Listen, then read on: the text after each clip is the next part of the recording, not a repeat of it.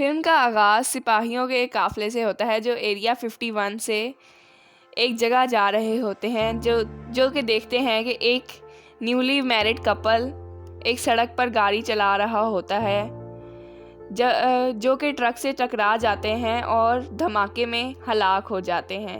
जब सिपाही उनके पास पहुंचते हैं और देखते हैं तो उनकी मुलाकात एक बड़े ज़ोंबी जिसका नाम ज़ियोस होता है से होती है, जो फौजियों को चीर फाड़ देने के लिए आगे बढ़ता है।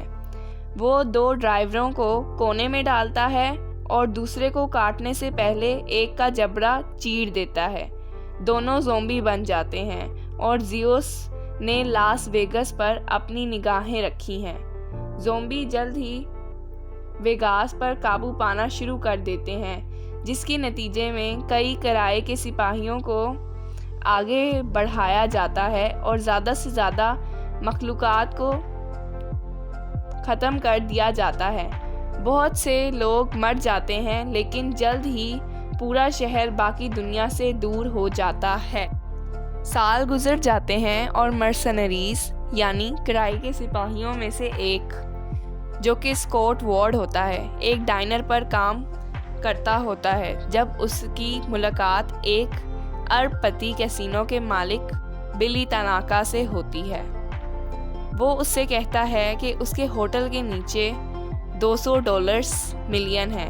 वो चाहता है कि स्कॉट और उसकी टीम ये रकम निकाल कर लाए, उससे पहले कि हुकूमत वेगास की तमाम ज़मीनों का सफाया करने के लिए हमले कर दे।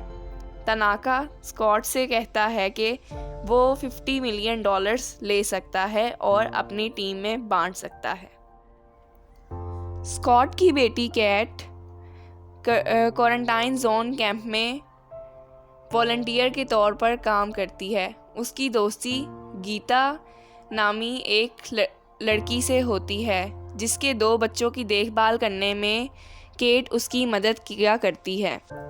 गीता लिली नामी एक लड़की से मदद हासिल करना चाहती है, जो लोगों को कैंप से बाहर स्मगल करने में मदद करती है। गीता सिर्फ इतने पैसे कमाना चाहती है कि वो अपने और अपने बच्चों को कैंपों से निकालने के लिए गार्ड को रिश्वत दे सके। उसके बाद औरतों को बर्ट कमिंग्स नामी एक गार्ड से मिलाया जाता है। स्कॉट इस बात से परेशान होता है कि उसे ज़ोंबी बनने के बाद केट के सामने अपनी बीवी को मारने पर मजबूर किया गया था, और इस बात का हिस्सा ये होता है कि वो केट से कई सालों से नहीं मिला होता। वो हिचकिचाते हुए तनाका के साथ काम करने पर रजामंद हो जाता है। स्कॉट अपने पुराने दोस्त और साथी मारिया क्रूज को अपने साथ मिला लेता है, जो एक मैकेनिक के तौर पर काम करती होती है। वो स्कॉट के साथ शामिल होने में हिचकिचाहट महसूस नहीं करती और वो अपने एक और पुराने साथी फंड्रोज को भर्ती कर लेते हैं, जो रिटायरमेंट होम में काम करता है। इसके बाद वो सेफ क्रैकर ल्यूडविग डाइटर, जो कि हेलीकॉप्टर पायलट और एक ज़ोंबी का पीछा करते हैं। टीम प्लान फॉलो करने के लिए तनाका से मिलने जाती है। गोज़मैन 2 और साथियों डेमन और चैम्बर्स को ले आता है। जब डीमन को पता लगता है कि इस बात में ज़ोंबी इन्वॉल्व हैं, तो वो वहाँ से चला जाता है। तनाका टीम को काम के लिए ब्लूप्रिंट्स देता है और उन्हें अपने वफादार आदमी मार्टिन के साथ भेजता है, जो शहर के इंटरेस्ट वाले रास्ते की तरफ बढ़ते हैं, जहाँ स्कॉट केट के साथ दोबारा मिलाया जाता है। हालांकि ये जाहिर है कि ये एक मुश्किल रीयूनियन है। वो लिली को अपने साथ शामिल करने के लिए उसे ले आते हैं, लेकिन जब केट को मालूम होता है कि गीता ने लिली से मदद मांगी है और वो उसके साथ शहर से वापस नहीं आई, तो केट ने लिली के चेहरे पर मुक्के मारे। लिली का इसरार है कि वो गीता को पीछे छोड़ने का इरादा नहीं रखती थी, लेकिन इस बात का इम्कान है कि वो अब भी जिंदा है। स्कॉट के एतराज़ात के बावजूद केट टीम में शामिल होने का फ़ैसला कर लेती है, लिली कमिंग्स को अपने साथ मिला लेती है, ये कहते हुए कि उसे एक और आदमी की ज़रूरत है। टीम उसे वेगस में पहुंचा देती है, जहां उन्हें एक ज़ोंबी गार्ड करते हुए मिलता है। जैसे ही वो आगे बढ़ते हैं, लिली कमिंग्स की टांग में गोली मारकर उसे बांध देती है और कहती है कि वहाँ पर ज़्यादा होशियार मजबूत अल्फ़ा ज़ोंबी मौजूद हैं और उसने कैंपों में ख़वातीन के साथ हैरासमेंट के बदले में कमिंग्स को एक डील के तौर पर लाने का इरादा किया था।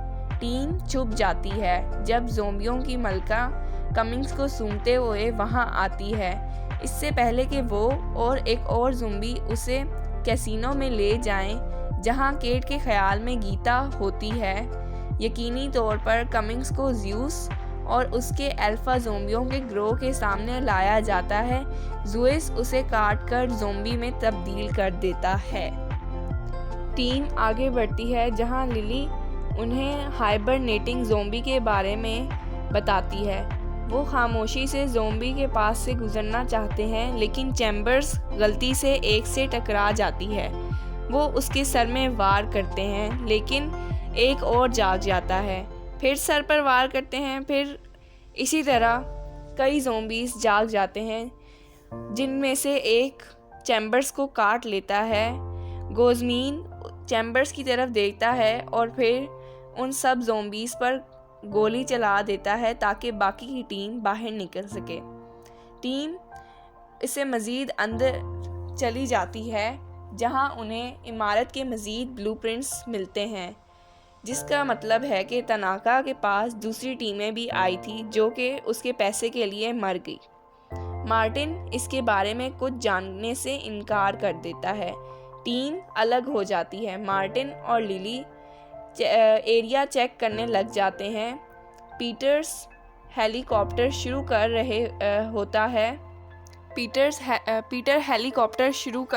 रहा होता है। डाइनर्स, वेंडर वोहे और गोज़मीन वोल्ट खोलने की कोशिश कर रहे होते हैं, जबकि स्कॉट और केट पावर ऑन करने के लिए जाते हैं। स्कॉट और केट का आपस में झगड़ा हो जाता है, जबकि डाइटर महफूज से महफूज रास्ता तलाश करने की कोशिश करता है। जब वो और दूसरे लोगों के कंकाल मिलते हैं, बाहर मार्टिन और लिली का सामना ज़ोंबी की मलका से होता है। मार्टिन उस पर काबू पाने के लिए उसका सर कलम करता है और लिली को बताता है कि सर की कीमत वॉल्ट में मौजूद चीज़ों से ज़्यादा है। बाद में जब ज़ूस अपनी मलका को बगैर सर कटा हुआ देखता है, तो वो इसका मातम बनाता है और अपने ज़ोंबी बच्चे को निकालता है। वो गिर जाता है और उन इंसानों को मारने के लिए दूसरी अल्फ़ा टीम की रहनुमाई करता है। वेंडरहोए और गोज़मान एक ज़ोंबी को बेट के तौर पर इस्तेमाल करने के लिए एक माइक्रोवेव वाले हाथ को हॉल के आखिर तक फेंक दिया ताकि वो तमाम बॉबी ट्रैप्स को ख़त्म कर सकें और बाकी तीनों के लिए रास्ता महफूज छोड़ सकें। उस वक्त उनको पता लगता है कि उनको सिर्फ सनसेट होने तक का टाइम दिया गया है पैसे निकालने के लिए। हेलीकॉप्टर ख़राब हो जाता है और पीटर्स को उसे ठीक करना पड़ता है। टीम वोल्ट खोलने में कामयाब हो जाती है और अपना हिस्सा निकालना शुरू करती है, जब ज़ोंबियों से भरा एक लिफ्ट उनकी तरफ आ जाती है और मारिया का सर पकड़कर 180 डिग्री पर घुमा देती है और बाकी सब लोग भागने पर मजबूर हो जाते हैं। मार्टिन लिली को फंसा देता है और ज़ोंबियों की मलका का सर लेकर फरार हो जाता है। लड़ाई में डाइटर और वेंडरहोए वॉल्ट के करीब ज़ोंबियों से लड़ते हैं, लेकिन डाइटर मर जाता है, जबकि वेंडरहोए वॉल्ट के बंद होने पर अंदर ही रह जाता है। टीम फरार होने की कोशिश करती है, लेकिन गोज़मीन को काट लिया जाता है और वो खुद को मारने के लिए बम फेंकता है। मार्टिन बाहर निकलने की कोशिश करता है, लेकिन उसे वेलेंटाइन मिल जाता है, जो मार्टिन के सर से खाना बनाने तक उसे बदतमीजी से उछालता है। स्कॉट और लिली हेलीकॉप्टर तक पहुंचते हैं, लेकिन उनका सामना ज़्यूस से होता है। लिली ज़ोंबियों की मलका का सर पकड़ लेती है और मार्टिन को मालूम होने से पहले उसे तब्दील कर देती है। स्कॉट और पीटर फरार होने के दौरान ज़्यूस को रोकने के लिए उसका सर का इस्तेमाल करते हैं और उसको ज़मीन की तरफ फेंक देते हैं। स्कॉट को एहसास होता है कि केट गीता को ढूंढने के लिए ओलंपस गई है। वो पीटर को उसे ढूंढने में मदद करने के लिए राज़ी कर लेता है। केट गीता और सैडी नामी एक और लड़की को तलाश कर लेती है। उनका सामना कमिंग्स से होता है, जो दूसरे ज़ोंबी के ज़ाहिर होने से पहले ही सैडी को मार डालता है। गीता से फरार होने की कोशिश करते हुए केट कमिंग्स के सर में गोली मार देती है। दोनों का सामना स्कॉट से होता है, जिसने ज़्यूस को ग्रेनेड से रोका। वो छत पर पहुंच जाते हैं, जहां ऐसा लगता है कि पीटर उन्हें छोड़कर चला गया है, लेकिन वो अपना इरादा बदलने के बाद वापस आ जाता है। जैसे ही वो उड़ते हैं, ज़्यूस हेलीकॉप्टर पर छलांग लगा लेता है और स्कॉट से लड़ना शुरू कर देता है। पीटर्स इतनी तेज़ी से उड़ने की कोशिश करता है जिस तरह न्यूयॉर्क वेगास पर गिरता है। ज़्यूस स्कॉट के बाजू में काट लेता है, लेकिन स्कॉट उसे बंदूक से उसके सर में मारने पर कामयाब हो जाता है। धमाके की वजह से हेलीकॉप्टर क्रैश हो जाता है, जिसमें पीटर और गीता की मौत हो जाती है, लेकिन केट जिंदा बच जाती है और स्कॉट के पास जाती है, जो मर चुका होता है। वो गीता के बच्चों को कैंप से बाहर निकालने में मदद करने के लिए काफ़ी रकम देता है। वो रोते हुए स्कॉट को अलविदा कहती है और जब वो ज़ोंबी बन जाता है तो उसके सुर में गोली मार देती है।